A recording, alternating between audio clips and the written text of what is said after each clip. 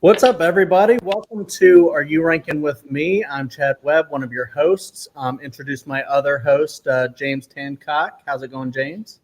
I am doing pretty good. What's going on? Pretty good. And introducing our guest, as always, Kerri Webb. How's it going, Kerri? Good. All right, great. So today we're doing the second part. We're doing the MCU Phase Two ranking. Another six movies. We had a lot of fun ranking the first phase, Phase One. If you haven't checked that one out, maybe go back check that out. But it really doesn't matter. You could check this one out now. Check that one out later. And yeah, we're gonna keep this one going on up till we get to the current day. So of the MCU, because this train is never going to stop rolling, and we're all definitely worthy enough to talk about this stuff. We got Mjolnir on our side, so I think we're going to come to a good ranking here with our group. So let's we've already talked about like what the MCU means to us. I think this phase is where they started to kind of get away from the, hey, we have to start establishing ourselves. And then this next one is like, now we're going to start actually trying to make like legit, like fantastic movies, because we've already introduced a lot of these characters. We can now, try other things with these characters. So let's get on started. Who wants to start with their number six? I can start. All right. Kerri wants to start with her number six. What is your number six, Kerri? All right. My number six is like my shirt, Thor the Dark World. Okay. I think this might be, I'd have to look at my overall list. This might be my least favorite of all of the MCU movies. Wow. I don't know. To me, this one is, I've seen it twice and I still could not tell you much about the plot, except I think Natalie Portman touches an Infinity Stone and gets sick and has to go to, Thor's world. Honestly, that's kind of all I got. Yeah. And I did actually forget to talk about like what we're actually doing here. We are going from our six to our one in this ranking, and we're going to take turns, introducing what our six is collectively, and then our five and four. And if we differ like a lot, like, say, James has Thor the Dark World at two or something, then he would just go, wait for it. He doesn't, but if he did, he would just say wait for it, and then we would talk about it when we got to like later on when we're all kind of talking about the same movie. However, Kerri had this Thor the Dark World at six. I also have Thor the Dark World at six. James, what is your six? It's also Thor the Dark World. Thor the Dark World. All right, we're pretty unanimous on this one. I feel like a lot of the phases kind of have a mostly unanimous, maybe one or two that are kind of towards the bottom. Phase three, I think, is going to be a little bit harder when it comes to that, because there's a lot of really great ones in that one. But yeah, it looks like we're going to kind of continue this little pattern where we have there. And maybe we'll have some hot takes down the road. I don't know. But yeah, James, what did you think of Thor the Dark World? Well, it ups the humor a little too much for me, I think. And I know I said in the first one it kind of got a little bit funnier than like some of the other Phase One movies. And this one, to me, it kind of goes overboard with it. I'm also they're continuing this streak, or I guess they're starting it too. Phase Two of killing off all these just one-off bad guys. But then again, I don't really know, like I've said before, the comic books that well, so I don't know how like integral these characters are to the overall story. Maybe they don't need two or three movies, but the Dark Elf leader, who's played by Christopher Eccleston, which is pretty cool to see him on the screen whenever you get the chance to, just didn't quite do it this time. I think it was a little too much silliness across the board, and it just didn't quite hit with me. And I agree with you, Chad, when you said that these phases have like some unanimous, lower ranked movies and some unanimous upper ranked ones, and everything else is kind of in the middle, kind of up for discussion. So it'll be interesting to see where everyone puts like the kind of middle few movies. Absolutely, yeah. Talking about this one, I've definitely watched this one again a couple times, and it's gotten better for me, I think, over time. But that still doesn't mean that it's a great movie. It's definitely, I wouldn't call it bad, but it does have like a very weak villain. There's another movie in this phase that also has a pretty weak villain, but I think it's a better movie, even though it does have a weak villain. However, this one, everything surrounding that villain is still, not, it's just kind of bland. I mean, we get more, stuff between Thor and his brother. We get more of Jane. I'm not really interested in a lot of that stuff in this one. I'm excited more for Jane and like the new Love and Thunder that's coming out, because that's going to be very exciting. I think a lot more of the later Thor is a little more interesting than the earlier Thor. And even the first movie, I think, is better than this one. It's just like basically, I think the only kind of thing that I really enjoy watching with this one are the like moments between Thor and Frigga. Because I think she's a pretty great character. She's a great MCU mom. And, we'll get to Endgame at a later date, but I just love seeing that relationship kind of develop, because that's one of my favorite parts of Endgame. When we get to it, that scene between Thor and his mom. So there's some nice moments in the movie, but ultimately I just don't think it like works. I think it's pretty forgettable. So we can move on to me for my number 5, and I'm gonna throw out Avengers: Age of Ultron as my 5. And so I'm gonna not talk about it right away, because no one just shouted that it's, wait for it. So I assume it's in the bottom 3 for the rest. But James, what is your 5? I put Iron Man 3 at number 5. I figured you would. Kerri, what did you put at number 5? I also put Iron Man 3 at number 5. Interesting. Okay, then I'm the one with the hot take. Okay. We can go ahead and talk about Iron Man 3, since I'm outranked, and we will get to Avengers: Age of Ultron later when we find out where you guys put it. Do you guys want to start with Iron Man 3? Yeah, I'll go. Sure. So this one, for me, it was kind of the twist ending that kind of lost me. You had, the trailers leading up to the movie.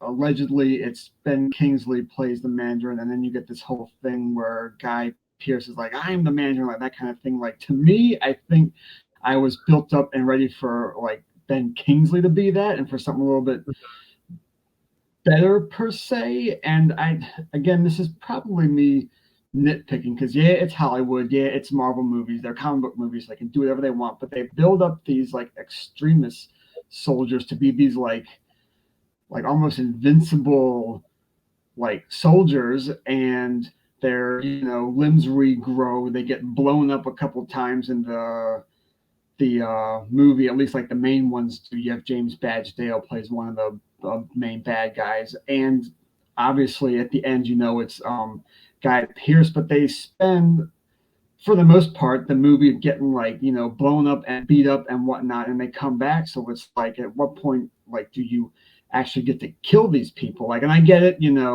got to kill them off somehow. So at some point, the battle has to end, they got to die, that whole kind of thing. But to me, it seemed like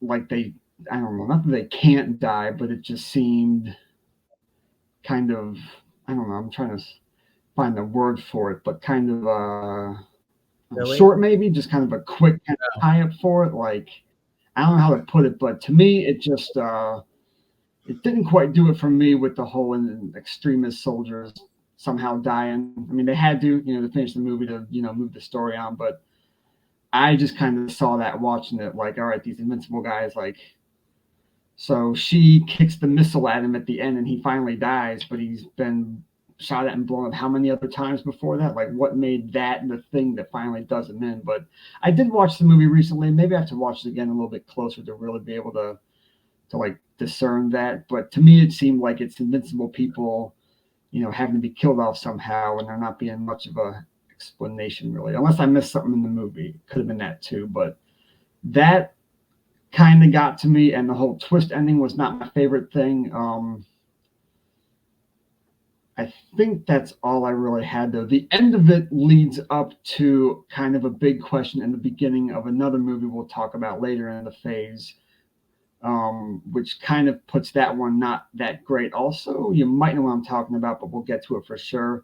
But I'll wait till that movie to discuss that. But that's really what did it for Iron Man 3 for me, really. Sounds good. Yeah. Kerri, what did you think of Iron Man 3?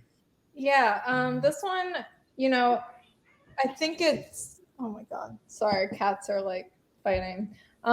This one, I think for me, it has a pretty weak overall story. I think I said this last time, 2 and 3, a lot of the story elements, at least the like relationship elements, really kind of blend together for me. It does have some cool parts though. Rebecca Hall is in this, and I love her.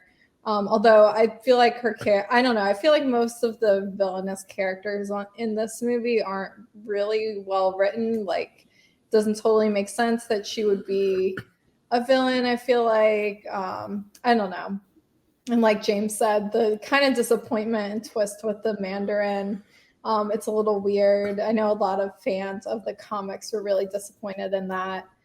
But another cool part, I think the end sequence is actually pretty great. Like giving Pepper a bigger role in the fight scenes, that was really cool to see.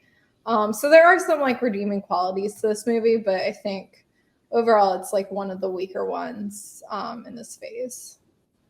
Yeah. All right. Well, then I'll go ahead and talk about mine. I ranked this a little bit higher than you guys did. Not at 5, just a little bit higher, not too much. But yeah, I actually really, really like Iron Man 3. But that's not to say that I don't think you guys have valid points. You definitely do. This movie's not perfect. There's a lot of, I think, villain issues in it. I don't think Guy Pearce, all that stuff with him. Is the best. I think some of that could have maybe been different, maybe strengthened the movie a little bit more. But a lot of that stuff that happens, especially towards the end and somewhat in the middle, isn't enough to drag it down for me. And to actually talk about the Mandarin reveal itself and the whole bait and switch that they pull.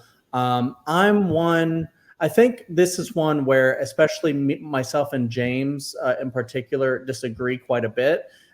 Is movies that are very divisive, and then they have kind of like this little bit of a twist, and like we're going a different way for things. I think James usually falls on the side of I don't like that, and I'm like, I love that they did something different here. That was crazy, because I know we differ on, and we'll get to this when we do Star Wars, but we differ on The Last Jedi. We do. And we differ on another movie big time that we're going to discuss in phase 3. And, this one quite a bit. And, there's nothing wrong with that. It's not just me and James. The entire world seems to be divided on a lot of these movies, especially Iron Man 3. And I think Iron Man 3 was strengthened a little more when Shang-Chi, we'll get to it later, when Shang-Chi came out. They started strengthening Trevor Slattery's character and just kind of like making him way more likable than he even was in Iron Man 3. And I still think he was likable in Iron Man 3. Personally, though, I got to say with the comic book thing, I understand. I am a huge Harry Potter fan. We did our Harry Potter ranking. There's a lot of stuff like that. I'm like, I wish that was different because I read that differently in the books and I didn't like that. They did this. And I see what you're saying, like about like the marketing and the buildup, and then they pulled a bait and switch, and you're like, what? It didn't really bother me. I didn't really get a lot of the marketing buildup personally in my head. And then when watching this, I just thought, oh, that's kind of an interesting twist. And I thought Ben Kingsley was funny in the movie. So that's just kind of where I come from with those specific things. The reason why I like this, despite any of that, though, is because I just love how they take Tony Stark's character from the Avengers and they go, we're going to put him in this, we're going to have him work on this PTSD thing that he's gotten from being shaken up because he's just a dude. He's not a Thor. He's not a super soldier or anything like that. He's just a dude in a suit. He had to, fight all these aliens, go up into space, almost die. And then they're like, we're going to actually have him suffer some of the consequences of that and just see how a person can be shaken. And I love, it's actually, especially from the Avengers, when you have him and Bruce Banner talking, they're like, without that suit, what are you? I feel like this is the movie where he proves what he is, or who he is. Even though he did do that in Iron Man, I love that he got to do this again in Iron Man 3, because I love when it's mostly Tony not with the suit, because he crash lands in whatever state he crash lands into. He has this really great relationship with that little kid I thought was really sweet. And then he ends up, basically saving the day time and time again without the suit and with the suit. And I also, this movie, I think when you get past some of the points that are a little bit weaker, I think there's a lot in this that you come up on and you go, oh my God, I forgot this was in this movie. Every single time they have that like skydiving saving moment, it's like, you remember the Barrel of Monkeys? Let's do that. I love that sequence, and I forget it's in the movie every time. And then I go, oh my God, I forgot how much I really actually like this movie. But yeah, I've rambled enough. It's a little bit higher for me. I get why you guys ranked it a little lower, but let's move on to. Oh yeah, shout out to Rebecca Hall because she's amazing. Yeah, okay. Number 4. Oh no, yeah, I said my number 5. What is Kerri? What is your number 4? I think it's James's turn to go. James, what is your number 4? I put Ant-Man at number 4. Ant-Man. Okay, nice. All right. That is actually also my number 4. And Kerri, what is your number 4? My number 4 is Avengers: Age of Ultron. All right. So James has a little bit of a hotter take with his Ant-Man lower. I'm not far off. Wait, that is also my number 4. Yeah. Mm-hmm. Yep. But we did. Wait, we did Age of Ultron before. I'm gonna cut this. This is fine. We did Age of Ultron before. I said Age of Ultron, then you said, but then we have. So I have Age of Ultron a little bit lower. Should we talk Age of Ultron now or Ant-Man? Doesn't really matter, but yeah, I don't think it matters. all right, let's just talk Ant-Man now, and then we'll do Age of Ultron. Yeah, I think that's good.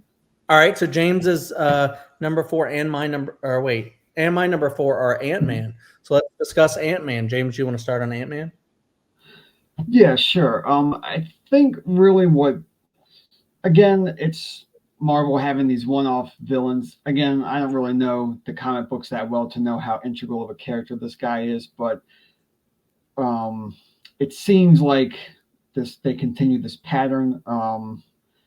I will say this though, and this is definitely me nitpicking here, but I see these kind of things in these movies, and I can't remain quiet about it. I paused some videos here, some screenshots. He's got some visual aids. Yeah, and I'm going to start doing this more when I see stuff that bothers me. So this is towards the end of the movie when Ant-Man busts into the room after trying to steal the suit, right? So here is the screenshot.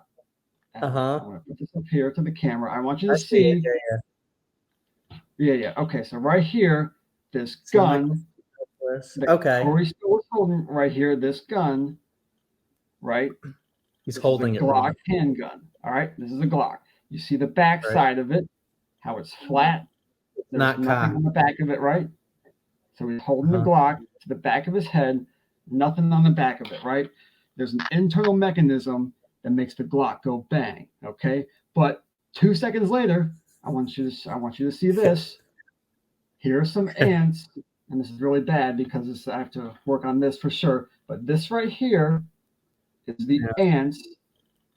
Damn it. There is the ants blocking the hammer on a gun that has no hammer. Do you see what I'm getting at here? Oh, okay. You see what I'm getting at? Why don't you tell us what you're getting? Okay. Here's what's happening. You know what? I have some props. Give me 2 seconds. All right. So these are just airsoft guns, but they're somewhat replicas of what I just showed you. This one right here. I'll show you this orange tip. The back of this one is flat. See that? Which matches the picture I just showed you guys, right? Okay. Which matches the flat end of that firearm. This one right here is again different from the one you've seen, but this one has a hammer on the back of it, right? Right. So the ants crawled in between the hammer to keep the gun from going off, right? The gun can't, there's no click because my finger, like the ants, is in between the hammer and the slide. How is it that his gun with a flat end sprouted a hammer? Oh, I see what you're saying. Different gun. Getting that? Yeah. Different gun. Totally different thing. And it's not fair to say the whole movie was terrible because of that one scene, but stuff like that just kind of sticks out to me. I'm sorry. Do your research. You've had guns since the Iron Man movies. They're in almost every movie, and you can't get hammer versus no hammer right. Like, they should have a like ammunition, like guns, ballistics, like experts. I'm sure they had some sort of prop expert, but probably there's something happens between they missed the shot, or when they inserted the CGI, they were like, "Oh well, we need to have something." We needed a hammer, but they used a Glock, and they were supposed to use a gun with a hammer. Yeah. So, anyways, very interesting. All I'm saying is Scott Lang should have been shot in the back of his head right there, and unless that Ant-Man suit is bullet resistant, he's having a pretty bad day, even if it is. That would have been a very different Phase 3 if that would have happened. Range, you're having a bad day nonetheless. So that's just that kind of stuck out to me. A pretty like a sore thumb kind of. So that's just what I wanted to touch up on. I'm going to do this a little more, and I'm going to send you like the screenshots of the clips if there's a better way for us to put them up on the screen or like share it or something like that. We can do that for sure, but I'm going to start doing that if there's stuff that bugs me like that. Yeah, it just definitely. I think that's fun. That adds a little bit of like semi. I don't know if you call yourself like a gun expert, but you have a semi like hobby about it, and you have knowledge. So bringing that knowledge kind of adds to it, I think, because it's like look at this silly thing in this movie that they didn't get right, and it pisses you off, but maybe not us as much. We don't notice stuff like that, but that's kind of funny. Right? Yeah. It just. And what else do you think about Ant-Man? I do like shooting guns as a hobby, but I'm no walking encyclopedia of them either. So we'll just kind of get that out there too. But I noticed that in the movie, and I was like, nope, not right. Sorry guys, but do a little more research. I don't know what happened, but they goofed. So just saying, that's my kind of hot take on that one little scene on Ant-Man. I mean, I like Paul Rudd. I think he made a pretty good Scott Lang and Ant-Man overall. He's kind of more lighthearted of a guy than I guess I would picture playing a superhero. But I guess, like, again, I don't know the Ant-Man comics that well, so maybe he was in the comics or whatnot. But he seemed a little more like, because Paul Rudd like is in general, but I don't know if it quite matched maybe what I was expecting for that movie too. So it wasn't bad. I still like him, and he was good in that movie, but I think it was maybe a little off just in that sense of like I thought we were going a little more serious with this kind of thing. But that's just what I picked up on it. That's all I really have, though. That's just me nitpicking, but we'll turn it over to you guys. Yeah. Well, since I had it for Kerri as a little higher, I think, then I'll go ahead and start. I don't know if I'll ever see in my lifetime or his life. Well, he might outlive me. I don't know if I'll see Paul Rudd ever play like a bad guy. Like I've never seen that happen before. So unless there's a movie I missed, but yeah. Paul Rudd, I think, is very likable in the movie. One of the things I love about this that James with his track record might not is a lot of the comedy in this movie. I really quite dig. I love the, Baskin Robbins always finds out. I love Luis.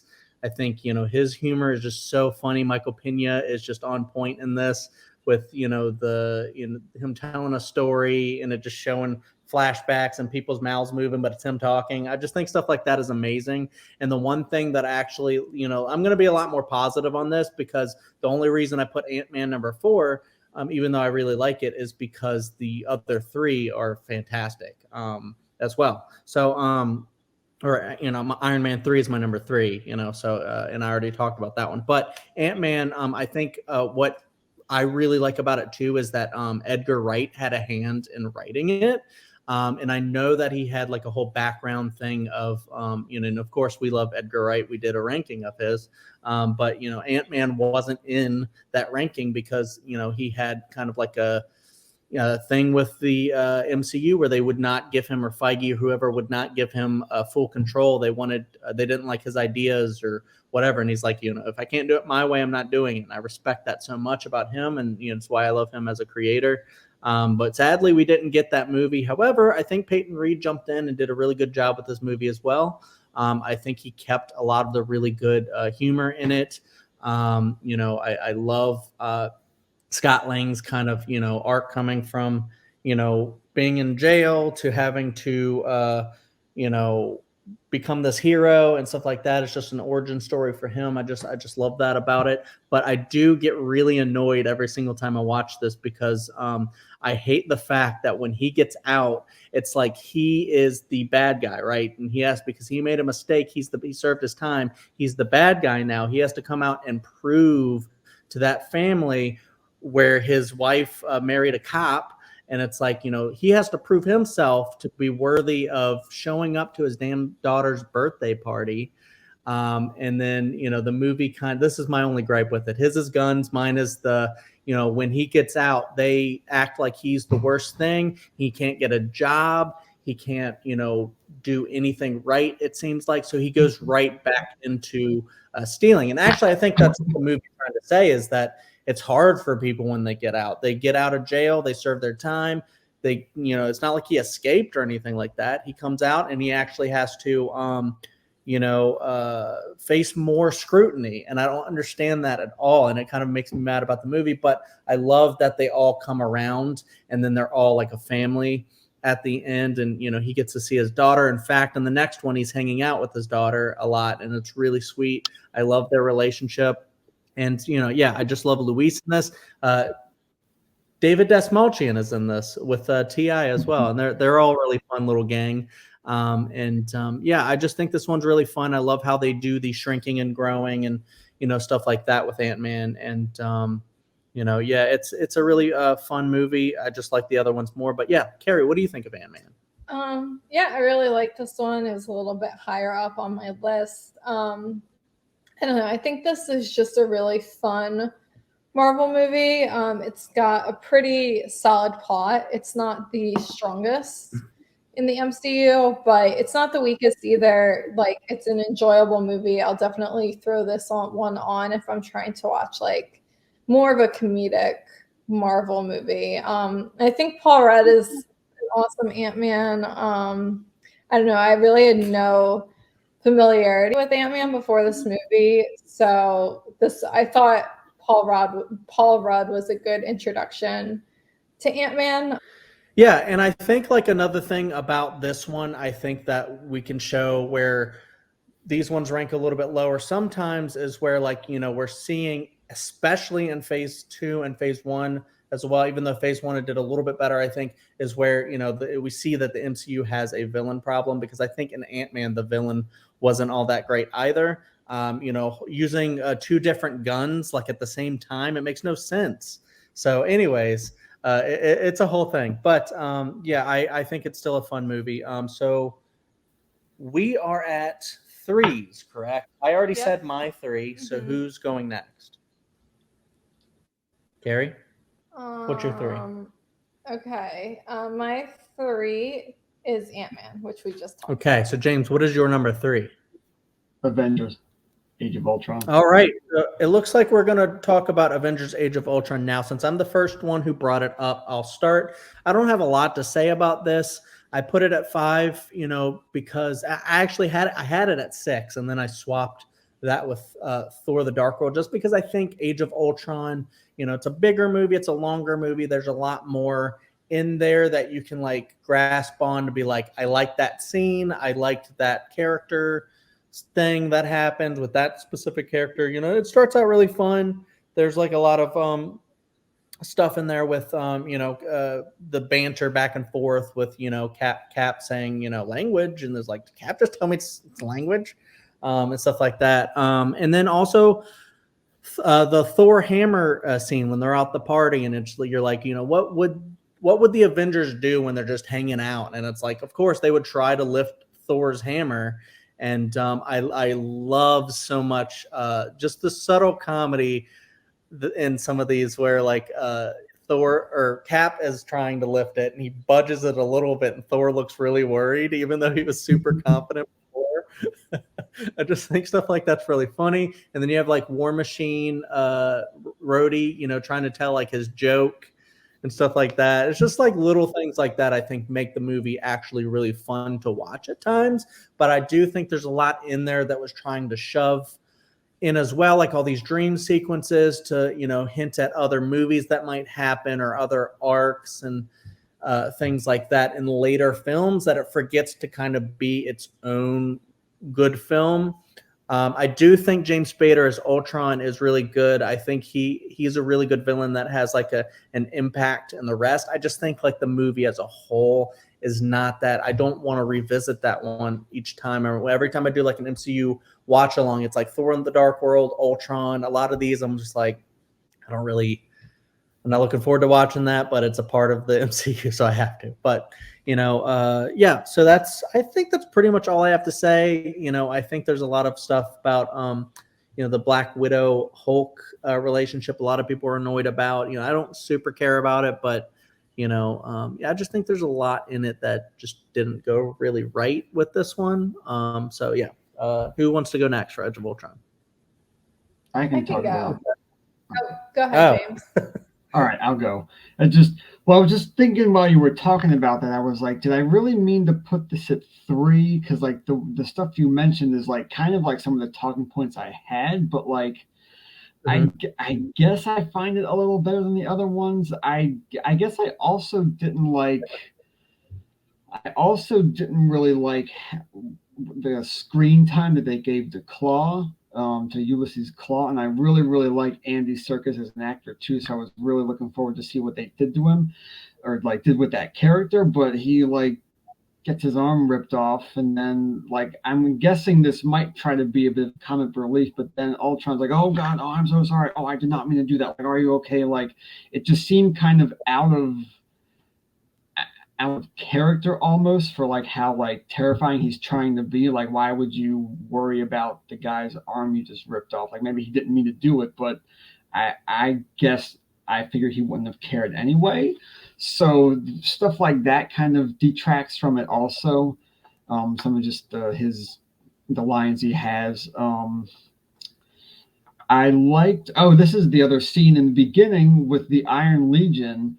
Like, I'm guessing that the Iron Legion is separate from all of the suits that Tony Stark had in the end of Iron Man 3, but I'm pretty sure all those suits blew up, and he was like, yeah, clean slate program, I'm not making any more suits. And then out of nowhere, here comes like 30 more suits, like, we'll call them the Iron Legion. I'm like, where did these guys come from? I guess he built them in between. Apparently.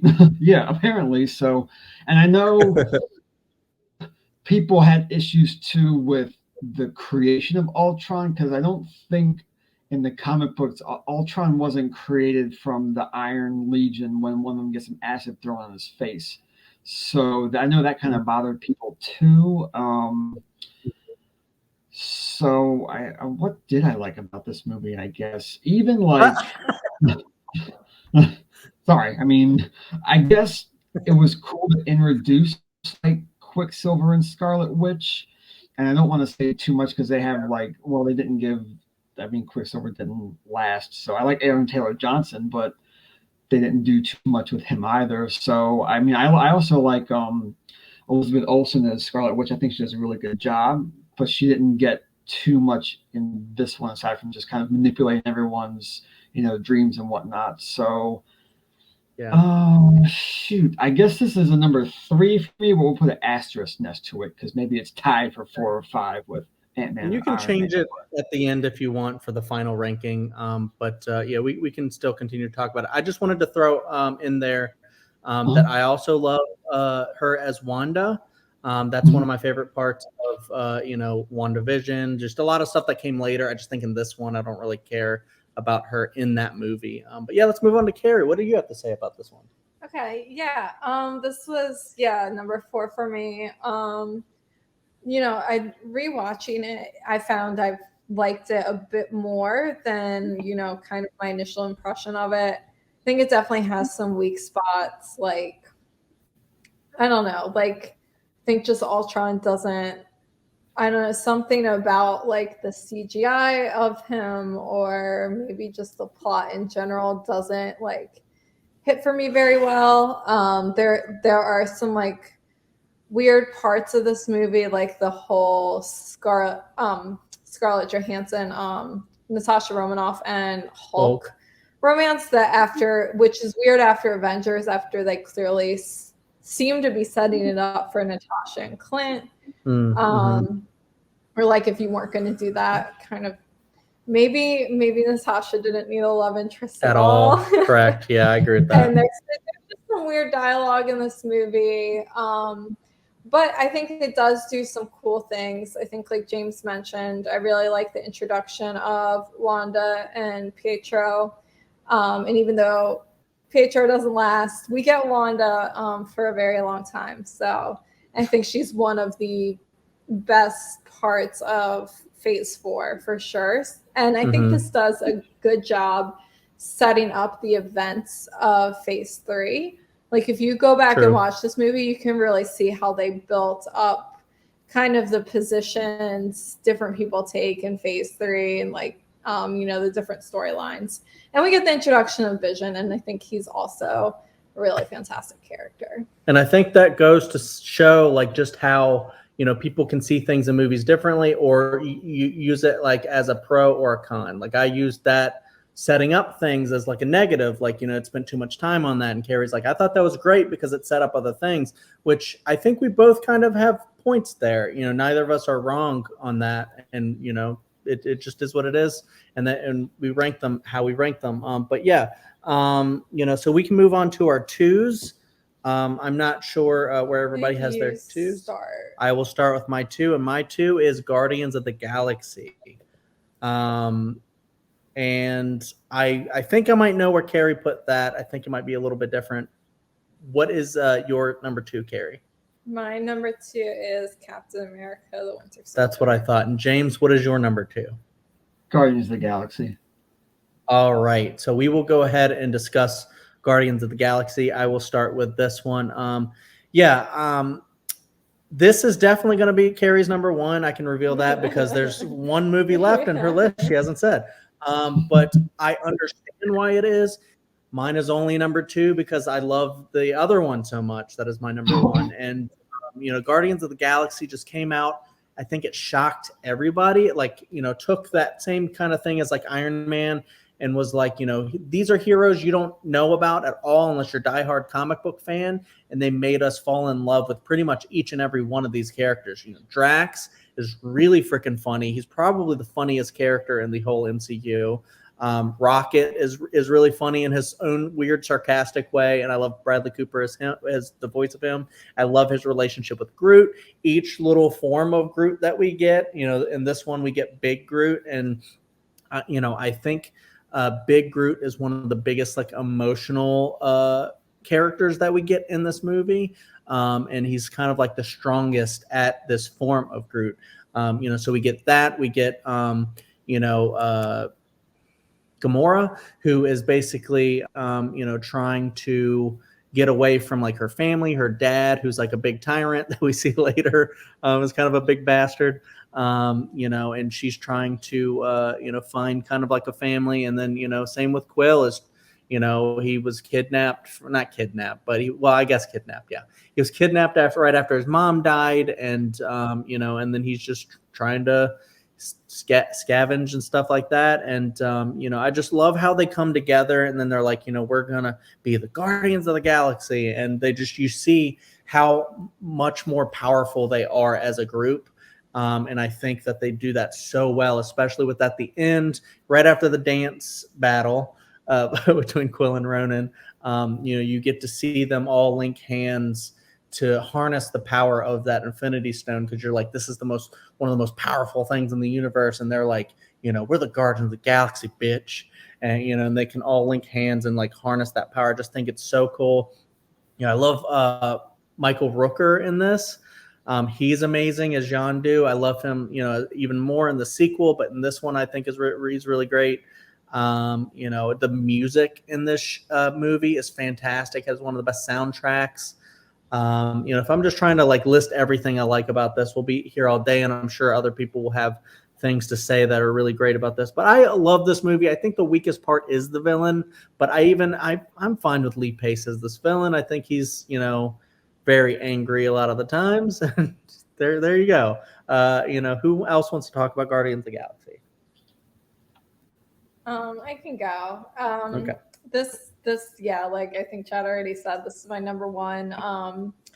And I'll just compare it to the reason why I put this over Captain America: The Winter Soldier. I actually like the characters more in Captain America: The Winter Soldier. Like Cap, Bucky, Falcon, Natasha are pretty much my favorite characters in this phase and in phase 3. But I think overall I enjoy Guardians of the Galaxy as a movie much more. I don't know. It starts off so strong. You get the first sequence with Peter Quill getting. Wait, does it start with him? Mm-hmm. Yeah, with his mom dying. Yeah, with his mom dying. And then you get this amazing scene where he's just kind of jamming out while he's trying to get whatever, the cube or whatever. And I love how they redo that in Endgame and just show him doing it without the music. Yeah, but this one, it's if you look at all the prior the Marvel films that came before this movie, this is, I think, the least like any of the ones that came before. It is such a different movie with its use of music. This set the standard for DC tried to copy this in Suicide Squad and totally failed.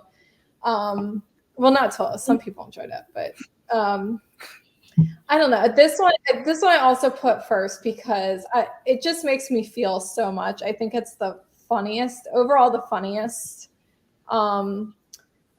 movie. I think the jokes hold up a lot better than some other funny MCU movies. This one, I think the jokes hold up each and every time. I'm always laughing at whatever Drax says.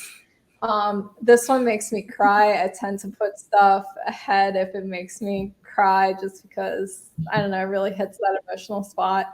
And it also is just so fun at times. You're jamming along to the music. So yeah, we're just like Kevin Bacon.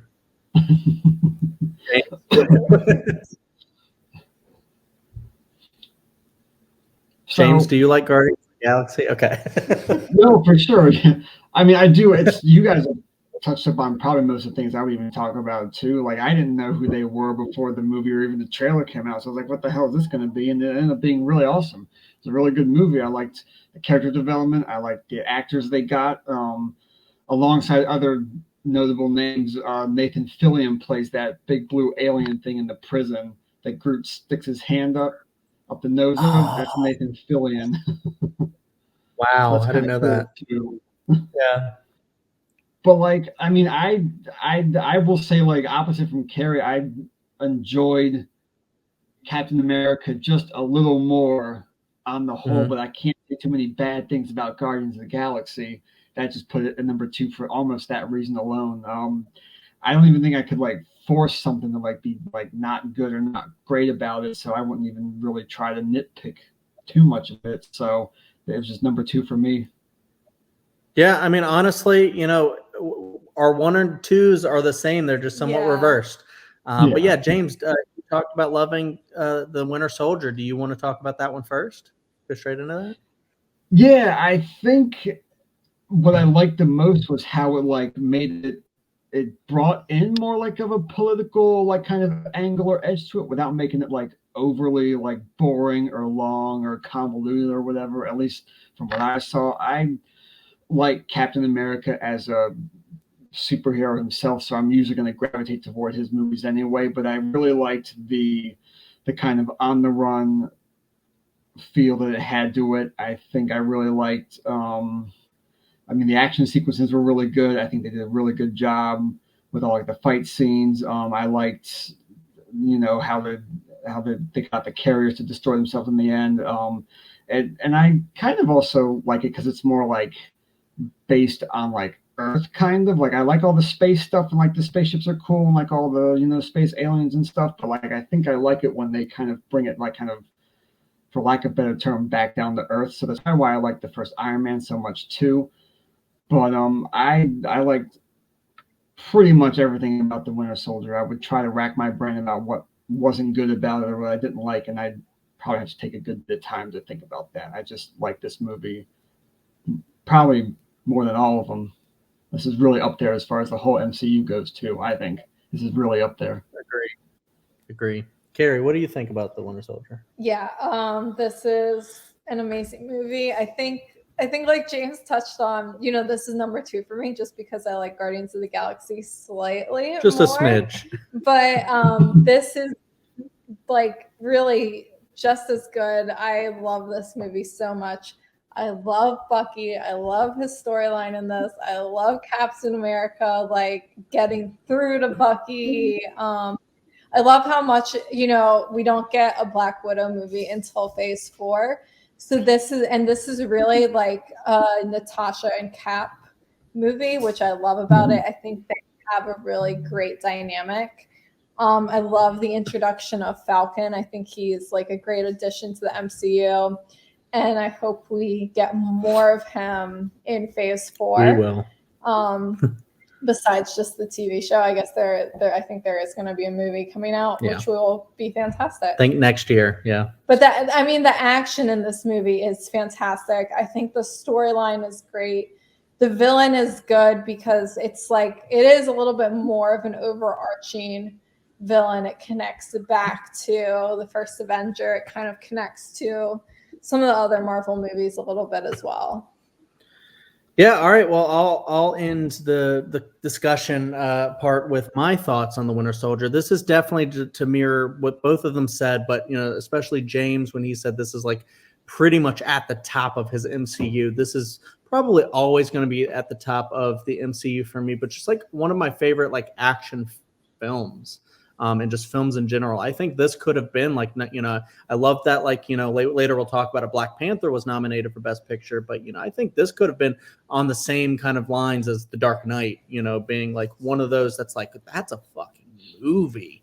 Like, you talk about like Scorsese kind of putting down a lot of MCU stuff, more power to him, I guess, if that's what he thinks. But, some of these movies are legitimate movies, I feel like, and this one is for sure. I love the action in this as well, just like Kerri mentioned, that it just keeps, for me, I love that this one like never really stops. There's a little bit like I don't want to even say a lull, but when there's when it comes down from the roller coaster, it's always like a really intriguing like dialogue or something going on that's like developing the story and the characters. I love that it's like an espionage thriller where Nick Fury gets attacked. I love that car sequence so much. I want one of those cars because I'm like, that's badass. I'd love a tank car, and stuff. That's so cool. And Kerri noticed like we live around the DC area that those look like real DC cops or cop cars.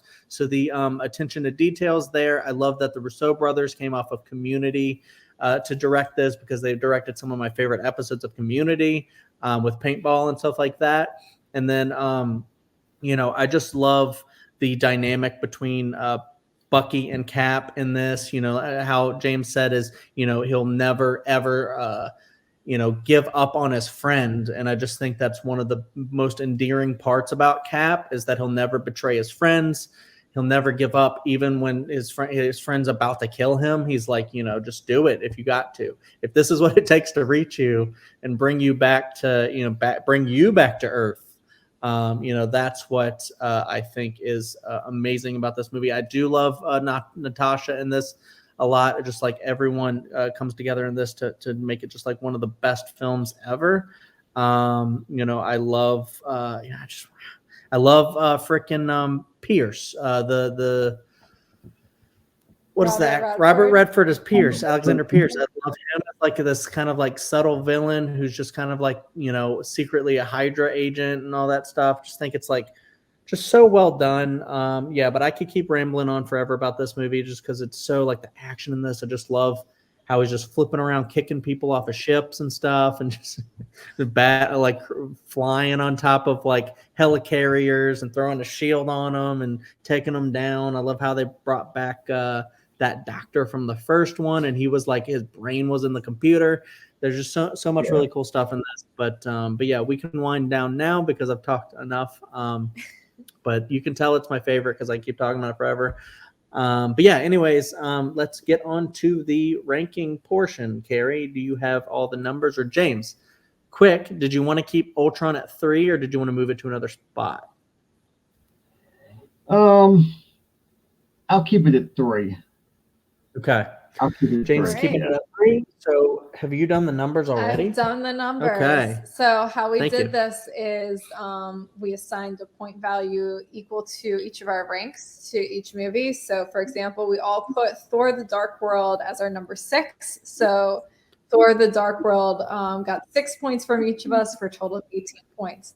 And 18 points, that's our last place. So 6th, we have Thor: The Dark World. With 13 points in 5th place, we have Iron Man 3. With 12 points at number 4, we have Avengers: Age of Ultron. This was, I think, our most divisive movie. Chad had it at 5, I had it at 4, and James had it at 3. True. And then Ant-Man with 11 points is our number 3. And yeah, I think like you guys said, actually, it's really Thor: The Dark World, clearly 6th place. And then Iron Man 3, Avengers: Age of Ultron, and Ant-Man is where we really differed the most and had kind of those middle movies where our rankings were a little bit more variable. And then we all had the same top 2. So at number 2 was Guardians of the Galaxy with 5 points. And number 1 was Captain America: The Winter Soldier with 4 points, which I think that's a pretty solid list. Yeah, absolutely. Yeah, that'll do it. Yeah, I think we did a great job here. I feel like that's somewhat really what I think the consensus generally is.